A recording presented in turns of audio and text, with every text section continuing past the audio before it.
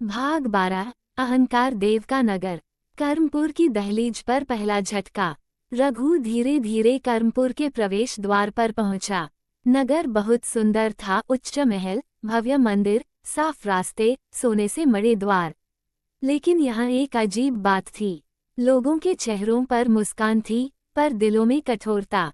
कोई किसी को रास्ता नहीं देता था, कोई किसी गरीब को भोजन नहीं देता था। मंदिरों में घंटियां बज रही थीं, लेकिन उनके पीछे भक्ति नहीं, दिखावा चमक रहा था। रघु ने सोचा, प्रभु ने ठीक कहा था, यह अहंकार का राज्य है। दीपक की लौ हल्की सी कांपी, जैसे उसे आगे खतरे का संकेत दे रही हो।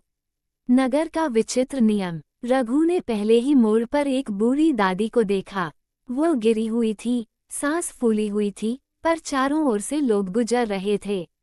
रघु तुरंत उनकी ओर भागा और उनसे पूछा, दादी, आपको क्या हुआ? दादी ने कांपती आवाज में कहा, बेटा, यहाँ कोई किसी की मदद नहीं करता। कहते हैं, जिसे भगवान ने दुख दिया है, उसे हम क्यों छुड़ाएं? रघु के मन में व्यथा हुई। वह दादी को उठाकर मंदिर की सीढ़ियों पर बैठाने लगा। इतने में 3 पुजारी आए और बोले, अरे, मंदिर की सीढ़ियाँ गरीबों को बैठाने के लिए नहीं हैं। ये भगवान का घर है, कोई धर्मशाला नहीं। रघु ने शांत स्वरों में कहा, मंदिर ईश्वर का घर है, तो क्या ईश्वर अपने बच्चों को यहाँ बैठने नहीं देंगे? पुजारी क्रोधित हो गए। वे बोले, लगता है तू बाहरी है। यहाँ हमारे नियम चलते हैं, बाहर का ज्ञान नहीं। रघु मुस्कुराया, ज्ञान तो वही होता है जो सबके लिए हो, न कि अहंकार के लिए। रघु के इन शब्दों से दीपक हल्का सा चमक उठा। अहंकार देव का पहला संकेत। रात होने लगी। रघु एक पेड़ के नीचे बैठा था और दादी को पानी पिला रहा था। अचानक हवा भारी हो गई, मानो कोई अदृश्य शक्ति उतर रही हो। आवाज आई, रघु, कर्मपुर में मेरे नियम चलेंगे। तू मेरे राज्य में भक्ति की बातें कर रहा है। रघु खड़ा हुआ। कौन हो तुम? एक तेज प्रकाश मंडल से एक विशाल छवि उभरी। कांसे के कवच में लिपटा एक देव, लेकिन उसके माथे पर चमक रही थी अहंकार की तीसरी आंख।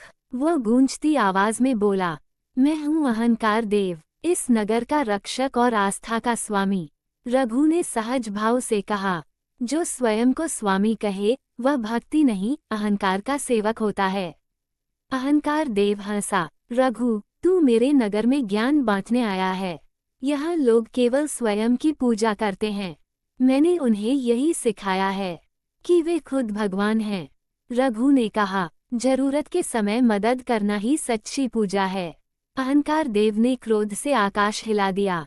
मदद, करुणा, कर्मपुर में इनका कोई स्थान नहीं। पहली परीक्षा, दर्पण का प्रलोभन।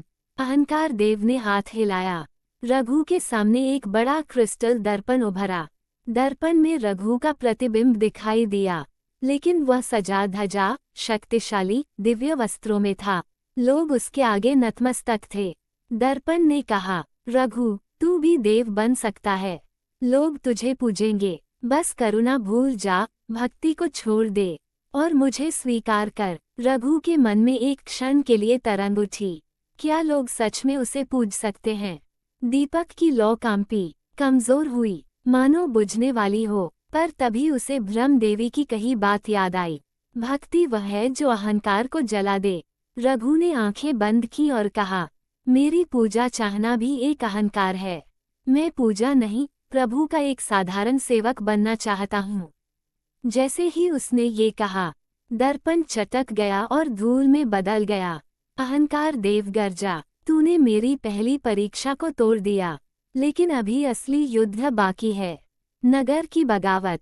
अगली सुबह अहंकार देव ने नगरवासियों पर प्रभाव डालना शुरू किया। हर घर में एक ही आवाज फैल गई, रघु तुम्हें नीचा दिखाने आया है। वो तुम्हें गरीब और कमजोर बना देगा। उसे नगर से निकाल दो। लोग इकट्ठा हुए और रघु को घेर लिया।